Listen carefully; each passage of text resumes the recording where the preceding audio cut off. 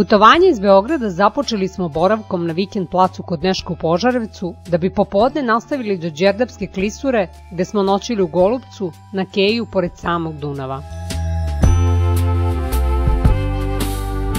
Narednog dana smo, pored Golubačke tvrđave, nastavili niz klisuru, prošli Miroč i stigli do Rgotskog jezera u blizini Zaječara, koje je nastalo na iskopu kvarcnog peska.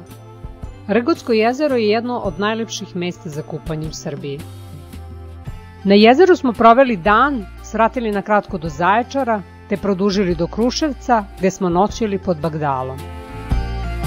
Sutradan smo nastavili putovanje, ušli u Makedoniju, vozili do Skoplja, gde smo stali na makedonske kebapčiće i obilazak grada.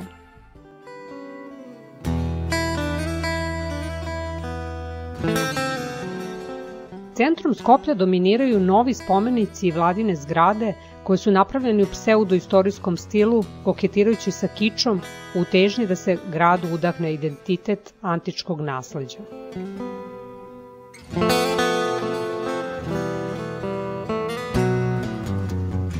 Sa druge strane Vardara nalazi se Stara čaršija, najveća na Balkanu posle Istanbula, koja svedoči o viševekovnoj osmanlijskoj vlasti i suživotu različitih religija. Čaršija Skoplja još uvek odiše autentičnom atmosferom, iako je ispunjena brojnim turističkim sadržajima i modernom komercijalizacijom.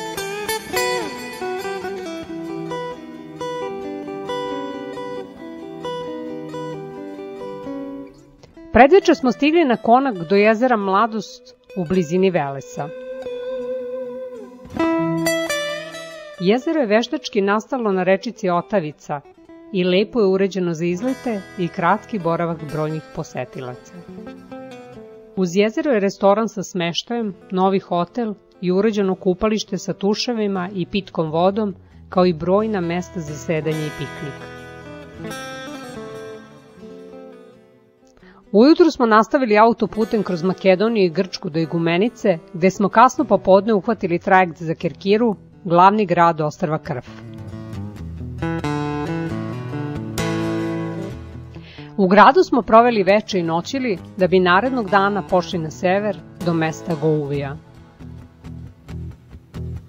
Čim smo stigli, ugledali smo spomen obeležje mesta gde su se 1916. godine iskrcali brodovi sa srpskom vojskom u begu preko Albanije. Imali smo poseban osjećaj da budemo na moru pod našom zastavom.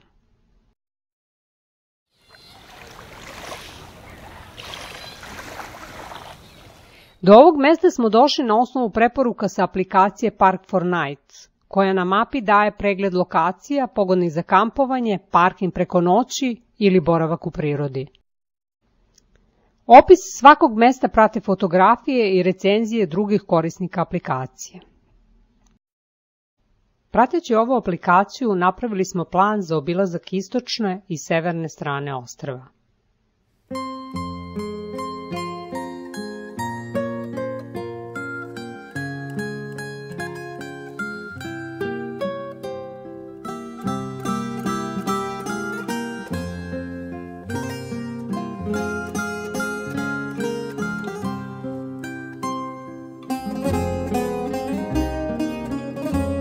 Uz prelepu obalu vozili smo ka mestu Kasiope sa ciljem da obiđemo stenovitu uvalicu Patarija.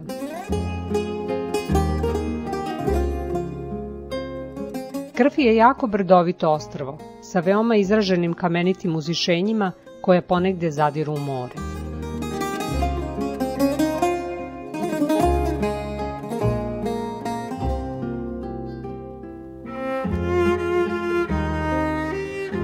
Na Patari smo proveli popodne, da bi se predveče uputili na obližnju plažu Avijaki.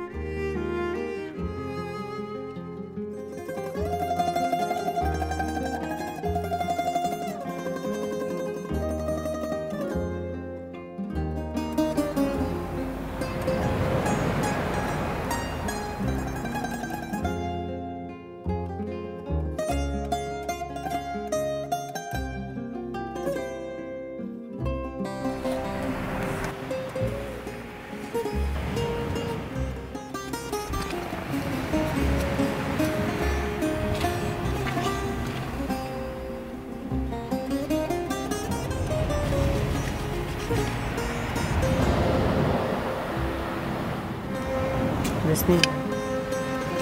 Ne bude snimki. Kao. Aha. Sve slike za stavljam.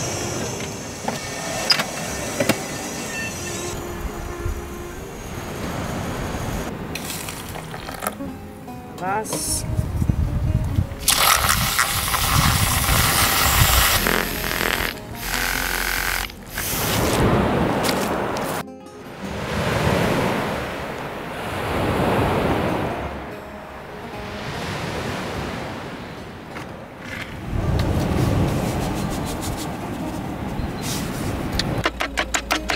Kan Magdalena Mutiara. Tako ide nam to. Sunce ti žarko, kad bi me stuknuo.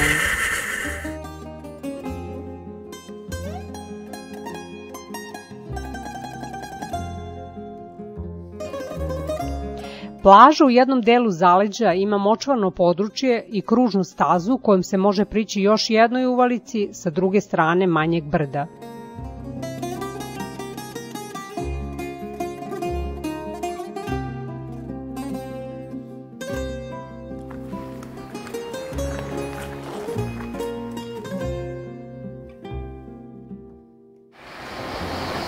Hoćeš da se kupamo ovdje?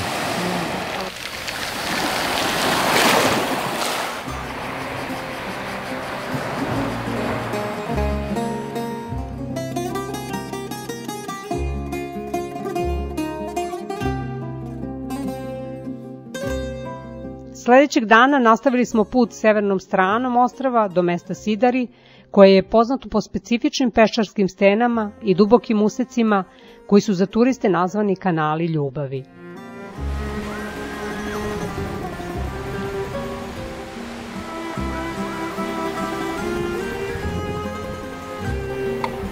Gde ti je ona flaša? Ne, s druge strane.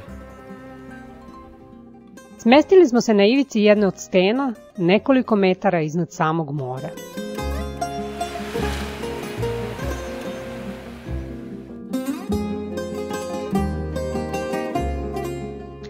Prema navodnoj legendi o kanalima ljubavi, zaljubljeni par koji prepliva ovaj kanal ostaće zauvek zajedno, a oni koji doplivaju do najudaljenijeg vrha uskoro će pronaći ljubav svog života.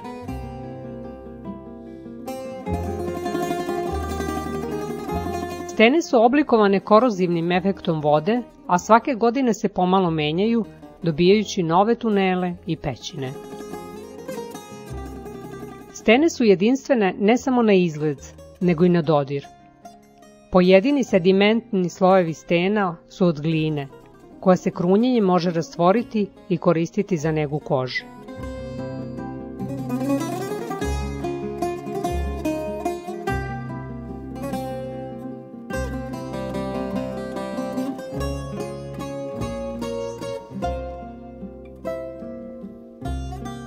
Nakon obilaska ove popularne turističke atrakcije, krenuli smo putem kroz središnji deo ostrva prema krajnjem jugoistoku i mestu Kavos, gde nas je čekao rezervisan apartmanski smeštaj, čiju rezervaciju zbog pandemije nismo iskoristili tokom 2020. godine.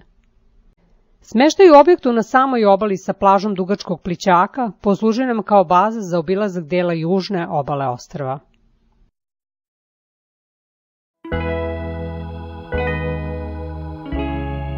Prvo odredište za obilazak bilo je područje plaže pod nazivom Arkoudilas. U pitanju su dugačka brda koja se na preko 250 hektara protežu duž obale. Brda su obrasla čempresima i maslinjacima. Neobično ime oblasti Arkoudilas, prema istoričarima, potiče od medveđeg drveta, kojeg je navodno bilo u izobilju u ovoj oblasti. Make video!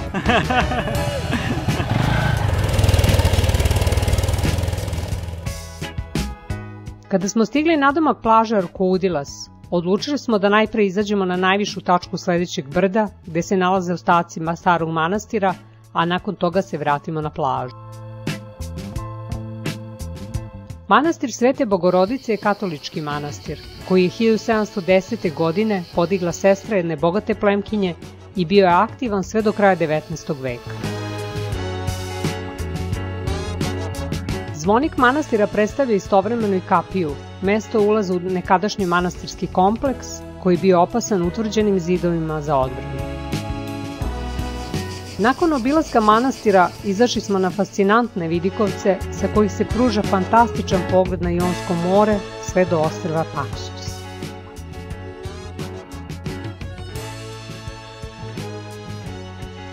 Ispod stenovitih oceka nalaze se dugački peščani sprudovi i velika plaža Arkoudilas, koja je bila krajnje ishodište naše pešačke ture.